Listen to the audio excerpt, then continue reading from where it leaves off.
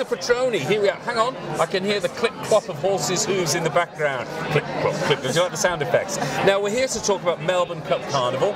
And, you know, wherever I go in the world and I talk to people about Australia, one of the events that always comes up is Flemington, the Melbourne Cup, and so on, and people want to visit. So tell me, what's hot, what's new, what's exciting, and what are you doing here at IMM? Well, you know, for us it's really about promoting the race internationally, and it's much more than just being about horse racing. It's about the event, the experience. International visitation is growing year on year, and you know, it's becoming a real bucket list type experience for people to do. They've all heard about it, it's got the hype, it's a public holiday in Melbourne that day, it's already part of Australian culture and folklore. Hasn't it got to be one of the few cities in the world that has a public holiday for a horse race? Well, I don't know any other city in the world that has one. No, it's fairly unique. I mean, it's staunched in history. We're about to run the 154th Melbourne Cup. Yeah. So it's got a lot of history. It's still the richest turf handicap race in the world. And you think about all the money that's being thrown at racing for World Cup in Dubai, Hong Kong, Japan, even France. You know, it is still the richest horse race of its kind in the world. Okay, so what's new, what's hot, what's exciting? I was looking at your brochures now, and I'm going to sort of do this in lots of pink, you know? Lots of pink. Yeah. I mean, this is our latest... that because it appeals to girls? Is that what you're trying to do? Well, you know, no, seriously, because girls make decisions. It's very different to racing in Asia, and anyone who's been to racing in Asia, it's very male dominated. Yeah. Whereas, you know, we're much more about gender balance. You know, if the man comes, the woman comes. But women love to dress up. We all know about, you know, 24 hours out of before Derby Day, which is the first day of our carnival. One hat or one fascinator sold every minute through Myer, one of the big department stores. Fascinator a minute. What a statistic. Yeah, it's a great, and you know, the economic impact for retail fashion. You know, the fact that fashion, we run a big Fashions on the Field competition globally now, not just nationally. It's amazing. $400,000 worth of cash and prizes, so it's quite something to aspire to. Yeah. And you know, and even this little brochure, which is our incentive brochure, we're seeing a big incentive groups out of Asia, not just travelling over November, but travelling all throughout the year, trying to replicate the event. You know, we're quoting on pieces of business that are 2, 5, 10,000 people coming out of Asia, high sales achieving organisations. Wow. So it really is growing in gravity. And of course, horse racing and horse ownership is extremely prestigious in very affluent top-end countries. So you look at the wealth and the interest coming out of China. Now, wagering is still illegal in China, but they're building 4 race courses. And so will that change? How will that look? But to own an Australian racehorse is deemed to be very affluent. Oh, absolutely, yes. So, you know, we're seeing a lot of interest in visitation out of China.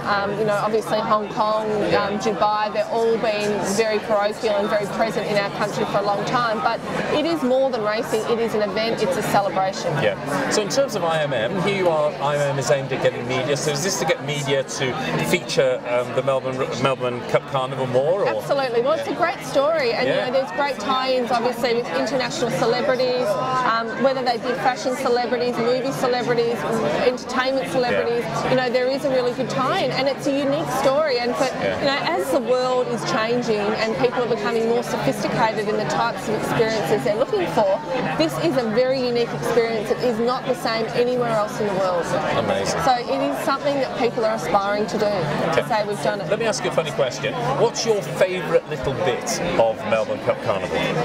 Well, you know, nothing beats the hype of Melbourne Cup Day. You know, just before the great race is about to run, you know, the way 120,000 people can go dead silent in a crowd, you know, it really sends shivers up your spine. There's still nothing quite like it. You never get sick of that moment. And isn't it amazing seeing the good and the great and the A-listers of the world in the birdcage? Yes, absolutely. And listening to them talk about, wow, this is not what I expected. This has exceeded my expectations.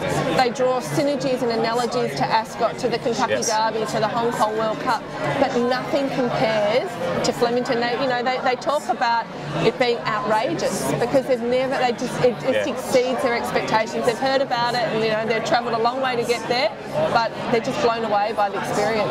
Well, Lisa, where can people find out more information about Melbourne Cup Carnival? Well, there's several ways. Obviously, we've got big social media presence, and they can go to our Melbourne Cup webpage, and everything's online. We've got online brochures, details. We work with a lot of agents that are packaging in all markets all around the world.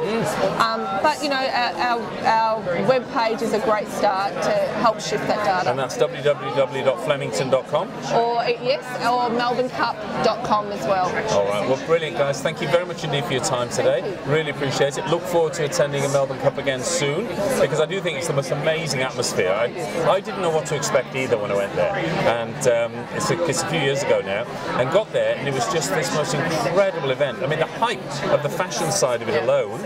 Everyone, not just the rich and famous, everyone makes an effort. They do, it's amazing. Yes. And then I was fortunate enough to be a guest of Emirates as well, so I ended up in It's a nice way to do it, and they've birdcage marquee. Quite incredible. Thanks for your time today. Thank you. Thank you. Thanks, John.